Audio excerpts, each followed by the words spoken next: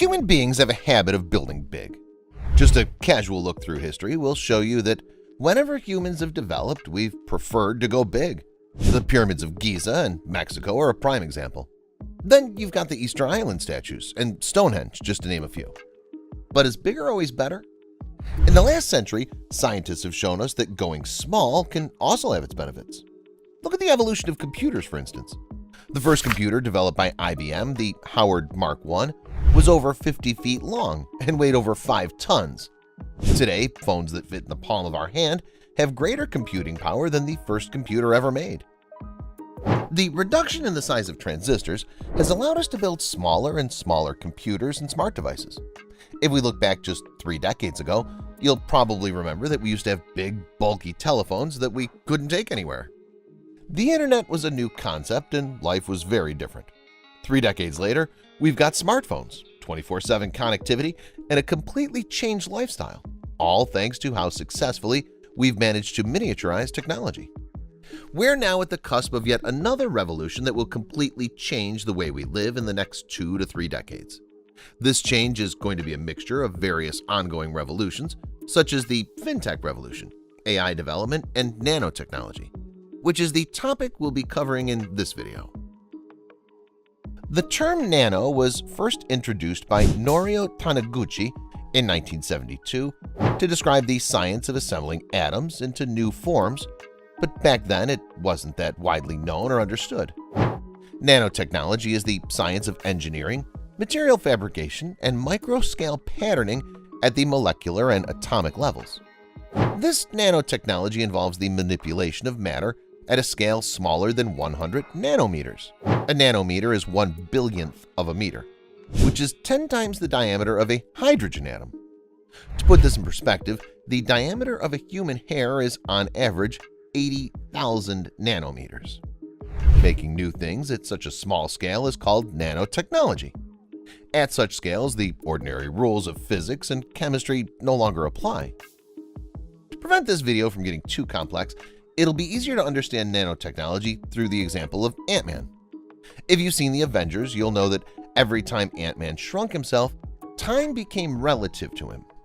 Ant-Man, in his shrunken form, appeared to move faster than his normal-sized friends and enemies. Similarly, when he became bigger during the fight scene in Civil War, time kind of slowed down for him. His normal movements took too long, which allowed Spider-Man and Iron Man to bring him down easily.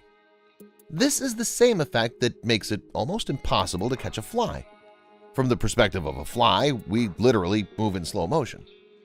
Now, if you keep going smaller from human size to ant size, and from ant size to the size of a molecule, and even further from molecular size to subatomic size, at each new level a new dimension will open where the laws of physics will not be the same to you as they were on the basic human size level.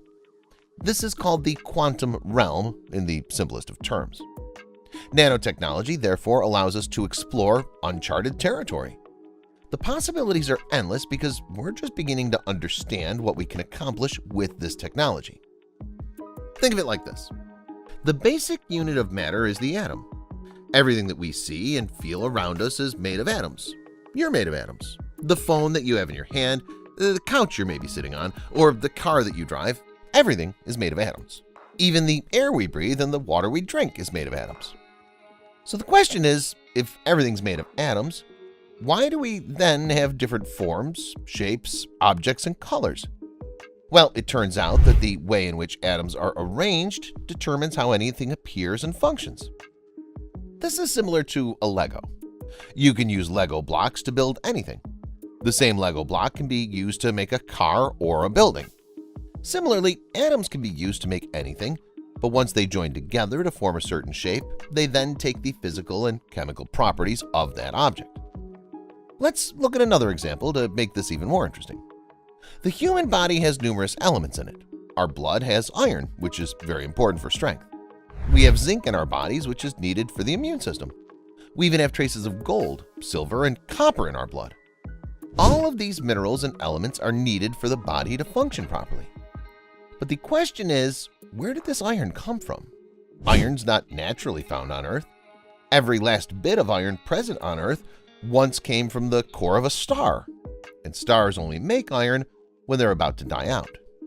Similarly, there's no way to make gold naturally. Gold in the entire universe is only created when two neutron stars, or a neutron star and a black hole, collide and merge. This explosion is called a kilonova, and it's the only place in the universe where gold and heavier elements can be created. The gold in our bloodstream was once a part of some kilonova billions of years ago. So the same atom that was once inside a dying star is now inside our bodies, giving us life and strength. This whole explanation shows us that atoms can be rearranged to take different forms and fulfill different functions. The ability to manipulate atoms in this manner is what we call nanotechnology. The term nanotechnology gained traction around the late 80s with the publication of Eric Drexler's book, The Coming Era of Nanotechnology.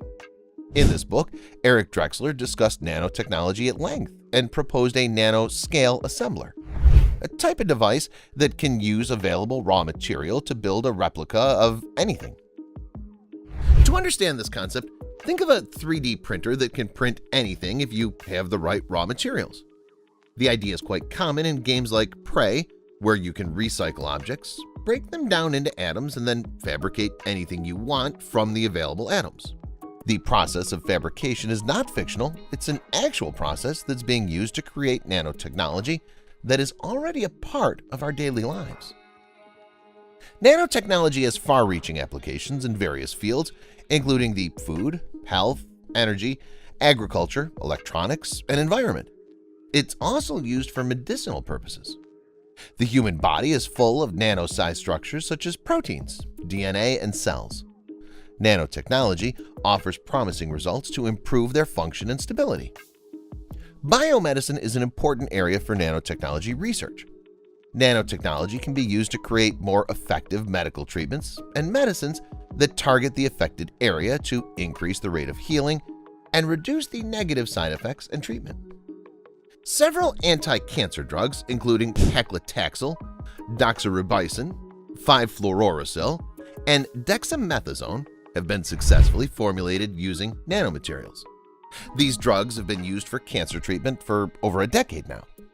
More recently, nanotechnology came into the limelight when a team of researchers won the Nobel Prize for CRISPR, which is a nanotechnology-based gene editing methodology that allows scientists to cut and paste our genes for more effective treatment. This is the same technology that's being used in vaccines to fight against the deadly pandemic. Nanotechnology is also being used to develop cost-effective ways to generate sustainable energy. Kyoto University has developed a semiconductor through nanotechnology that can absorb twice the amount of sunlight to create more energy than conventional solar panels. Similarly, nanotechnology is being used to create lighter and cheaper materials for wind turbines. This is one key reason why the cost of creating sustainable energy is continuously coming down. Nanotechnology is also being used in fabrics to create next-generation waterproof clothing. Scholler Technologies is using a treatment called nanosphere to coat fabrics with nanoparticles, making them not only waterproof but also dirt and dust-proof. Now that's a breakthrough I can get on board with. Another great example of nanotechnology being used in our lives is the food industry. Genetically modified seeds produce more and better quality crops with increased nutrients. Genetically modified crops also don't need pesticides, so they end up reducing the cost of food to start with. Nanotechnology is also being used in the meat industry to mark meat with fluorescent nanoparticles that can indicate the presence of certain pathogens and bacteria. While nanotechnology has seemingly endless possibilities, it also has a few drawbacks and disadvantages that need to be carefully assessed. For instance, on one hand, genetically modified seeds have the solution to end global hunger and malnutrition, but on the other hand, there are also adverse health effects of some genetically modified food crops. Companies that excel in GMO food crops have been sued for potentially harmful effects on humans. CRISPR is another prime example of how unrelated nanotechnology can cause potential harm. He Jiankui, the Chinese researcher, conducted gene editing tests on human subjects without prior approval. He used gene editing on 2 twins with HIV-positive parents in an attempt to create children immune to the virus. Janqui's attempt landed him in prison, stripping him of his titles and privileges. Eventually, the benefits of nanotechnology will push it towards increased acceptance in every field of life. Nanotechnology is already around us, but now it's going to morph into something that we've only seen in fiction. Imagine the possibilities if nanotechnology can be combined with robots and AI. Yes, we're talking about smart nanobots, which are still in their early developmental stage, but this is the future, guys. Not just nanotechnology, but smart nanobots. And that's a wrap. What did you think about nanotechnology? Are you excited to see how it'll be used in the future? Let us know what you think in the comments down below, and like always, if you enjoyed the video, make sure you subscribe to our channel and stay up to date with all our latest releases. Other than that, thanks for watching, and I'll see you in the next video.